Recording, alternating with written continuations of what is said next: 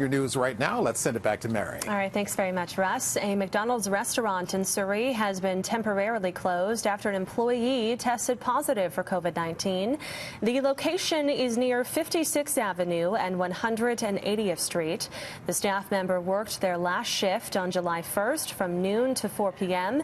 In a release, the fast food chain says out of an abundance of caution, McDonald's Canada made the decision to immediately shut down the restaurant for a thorough cleaning. 12 new cases of COVID-19 were recorded in the province on Tuesday, half of them in the Fraser Health region. 5 are in Vancouver Coastal Health. The other is on Vancouver Island. There are 162 active cases in the province right now.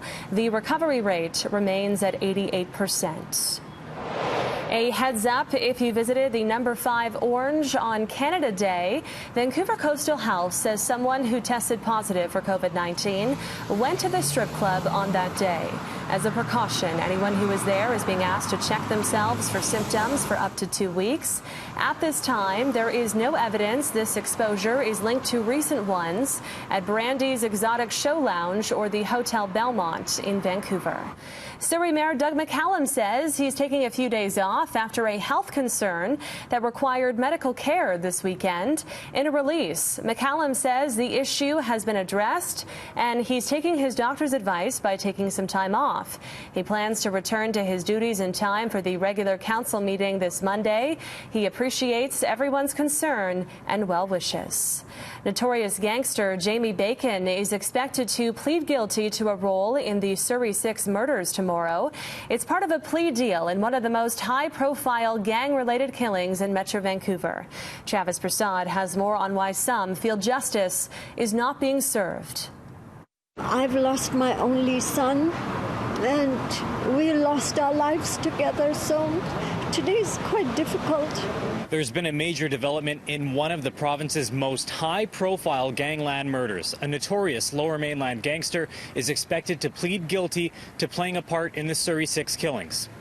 Jamie Bacon's defense lawyers have reached a plea deal with Crown Counsel. That's according to a report by the Vancouver Sun's veteran crime reporter Kim Boland. Bacon, the former leader of the BC-based Red Scorpions gang, is expected to plead guilty this Thursday for his role in the 2007 Surrey 6 murders. Several others have already been convicted in the case. Kim Boland reports Crown and defense appeared before a judge at the BC Supreme Court on Monday to confirm the deal.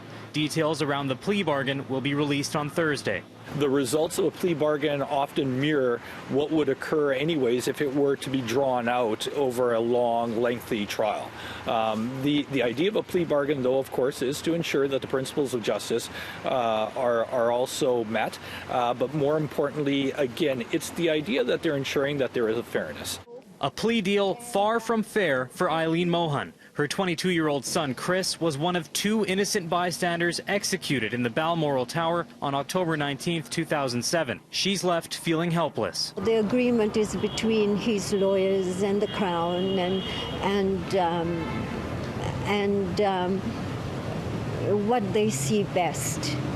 There's no negotiation with family members like myself. Charges against Bacon were stayed in 2017 after a Supreme Court judge ruled there was police misconduct in the investigation. But last May, the appeals court ordered a new trial for charges of first-degree murder and conspiracy. But a plea deal means Mohan and the other victims' families won't have their day in court. These criminals think they're really above the law. I wish we could do something to change our laws to reflect the crimes of these criminals. Can you ever seek out justice for the loss of a loved one? I think it's unfathomable for anyone to say that justice could be met for something like that. This Thursday, Jamie Bacon is also expected to plead guilty to a separate charge of counseling someone to murder one of his associates back in 2008. Bacon has been in police custody since 2009. We're expected to learn how much longer he could stay behind bars later this week. In Vancouver, Travis Prasad, City News. Vancouver police believe a double homicide in East Vancouver yesterday was a targeted attack. It happened at a home near Commercial Drive and East 11th Avenue. Police are not releasing the victims' names at this time. Overnight, we did have our 6th and 7th homicides, so we're taking them very seriously. There's never a situation where someone has to lose their life where it is taken lightly. There's family and friends who are going to have to deal with this, and we also have a suspect who we want to identify and speak on why this happened. Police are searching for a gray 2005 Dodge Caravan with BC license plate number 175 LXR. If you have any information, you're asked to call the VPD or Crime Stoppers. Vancouver City Council is discussing an end to police street checks after dozens of groups signed an open letter urging officials to pass a motion. Former BC Solicitor General Cash Heed says it's time to end the practice. He says there is an over-targeting of certain populations, whether it's based on race or socioeconomic status. I've seen it through my 31 years of policing. I've been part of submitting street check cards based on someone's ethnicity or their poverty situation that they're in, especially in the downtown east side.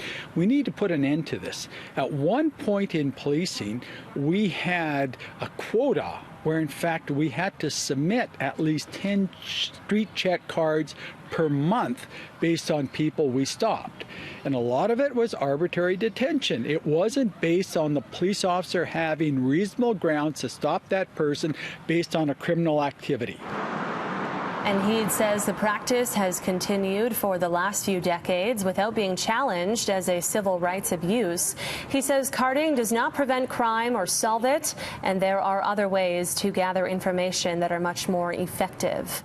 As post-secondary institutions move most of their fall classes online, there's a growing demand from students for a tuition discount. Courtney Theriault explains. Well, this is what the first day of classes for many post-secondary students will look like this fall. And, well, it is certainly comfortable. A new survey finds many believe that Backyard University should come with a discount. Students are now finally getting those envelopes in their mailboxes and saying, okay, how are we going to pay for this? But then the next question really is, why are we paying for this?